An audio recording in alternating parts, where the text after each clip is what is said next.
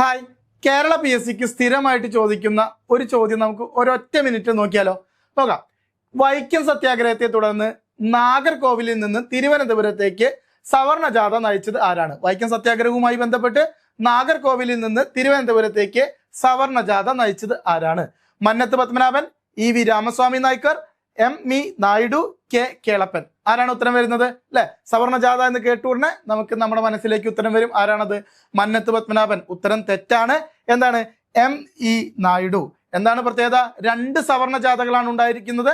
ഒന്ന് നാഗർകോവിലിൽ നിന്ന് തിരുവനന്തപുരത്തേക്ക് സവർണ ജാഥ നയിച്ചത് M.E. നായിഡു. വൈക്കത്ത് നിന്ന് തിരുവനന്തപുരത്തേക്ക് സവർണ ജാഥ നയിച്ചത് ആരാണ്? മന്നത്ത് പത്മനാഭൻ. മധുരയിൽ നിന്ന് വൈക്കത്തേക്ക് ജാഥ നയിച്ചത് EV രാമസ്വാമി നായ്ക്കർ. ഇതുപോലെയുള്ള വെറൈറ്റി ചോദ്യങ്ങൾക്ക് വേണ്ടി ചാനൽ സബ്സ്ക്രൈബ് ചെയ്യുക, ലൈക്ക് ചെയ്യുക. Okay, by.